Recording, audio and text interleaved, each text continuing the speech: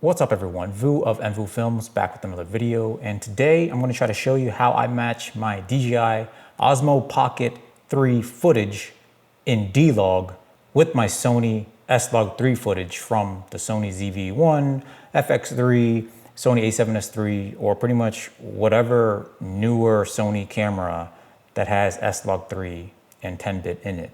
Before I get started, I just want to let you know that I'm a YouTube douchebag trash and that I am not a professional colorist. I'd like to call myself a professional filmmaker, cinematographer, videographer, but generally speaking, I learned everything by trial and error. I never went to film school. I just try to do whatever works for me, and this is what works for me. This is how I do things, and if it works for you, fantastic. If it doesn't, that sucks. And also keep in mind, I'm not into like Rec 709 colors. I don't care about super accurate colors or something when I apply my color grade, because I try to give my footage like a look. If I wanted standard Rec 709 colors, I would just shoot straight out of camera colors and not use SLOG3. The reason why I use SLOG3, the reason why I use dlog is to grade to get a look. So if you don't like my colors, fine. It's a subjective matter. This method should work for you with whatever colors you try to do or with whatever LUT you use, okay? Now, to be specific, I've developed my own Sony LUX for my own personal use.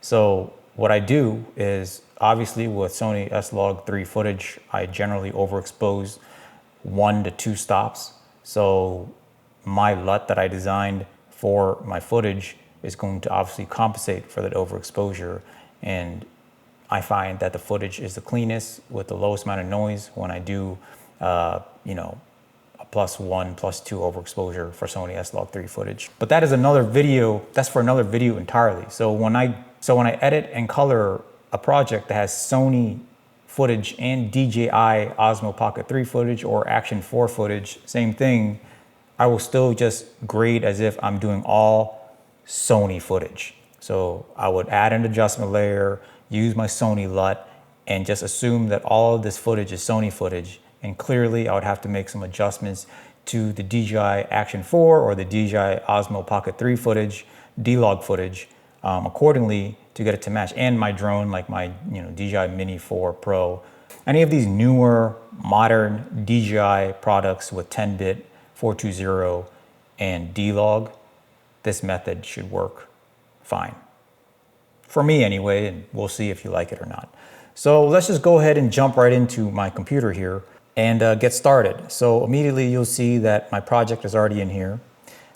This is from my review comparison between the Osmo Pocket 3 and the Sony ZV-E1.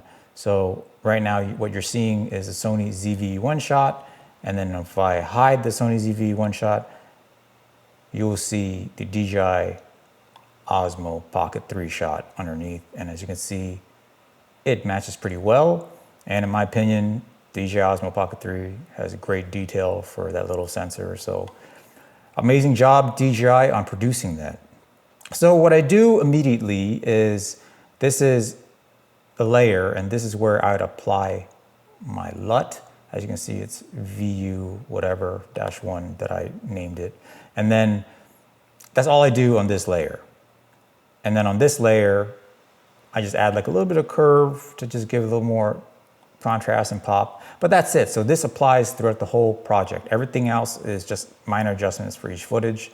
So if I click on the Sony ZV-E1 footage, I go to the basic corrections, and you'll see I adjusted some white balance because I was doing custom white balance outside with the Sony ZV-E1, and I set it a little bit warm, so I dial it back -4. I put 4 magenta. I dialed back the highlights -12. So, this is just like footage dependent, right? There's just minor adjustments for the footage to get it to where I want it to look. So that's all I did to my Sony footage, because obviously it's a Sony LUT, so this is expected. Now to get the DJI Osmo Pocket 3 footage to match, I have to do some extra things. So here is DJI Osmo Pocket 3. And first things first, on the first lumetri color layer, I would set the contrast to 100. I'll get to all this other stuff later. And then I'll again do another lumetri color layer that all it does is take away negative 100 contrast. So just to show you like how flat SLOG3 is, for dlog to get close to SLOG3, I had to set 2 separate lumetri color effects and set the contrast to negative 100 all the way down. So 2 lumetri color projects, or 2 lumetri color effects all the way down.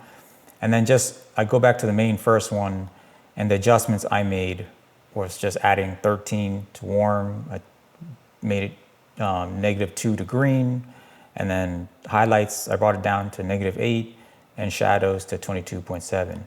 Like all of these other adjustments, other than those contrast ones, those are the minor adjustments that you're gonna make depending on the footage, depending on the situation, depending on where you are. But the most important thing is just having 2 lumetri color effects that both have contrast to negative 100. So I guess in theory, that's like negative 200 contrast or whatever. And that's it. And keep in mind, I was being lazy, so the DJI Osmo Pocket 3 was being filmed with auto exposure and auto white balance. The only thing I set was -2 detail or -2 sharpness in the Osmo Pocket 3, and I just left it at auto exposure. I have heard a lot of people complain about the DJI Osmo Pocket 3 for overexposing footage, and in that case, I guess they're not lying, because as you can see, I'm using a Sony SLOG3 LUT, okay? I designed to use with SLOG3 footage, and I told you that I purposely overexpose Sony SLOG3 footage by 1 to 2 stops. So the LUT that I have is compensating for that. So when I apply the LUT, it automatically gets the footage to where I want it to be. That same LUT is being applied to the DJI Osmo Pocket 3 footage. And as you can see, it is not underexposed, because in theory, if the other camera is properly exposed and I'm overexposing my SLOG3 footage, when I put the LUT on, that is compensating for the overexposure of the SLOG3 footage, that the Osmo Pocket 3 should be now underexposed, and I would have to bring up exposure or something. But as you can see, I didn't have to do anything with the exposure slider, which means, yes, it seems like the DJI Osmo Pocket 3, at least in my case in dlog, auto exposure is overexposing quite a bit, and it's probably to maintain proper exposure of my face because I'm slightly in the shadow in this shot. I don't know, but it seems like that is a trend with the DJI footage, is that it's slightly overexposed. So that is that. I mean, I could show you really quick how, you know, the Sony ZV-E1 footage would look without the LUT at all. So I could show you what the Sony SLOG3 footage looks without the LUT, and then I'll show you what the DJI footage looks like without the LUT, and it kind of looks similar in terms of like contrast and all that stuff.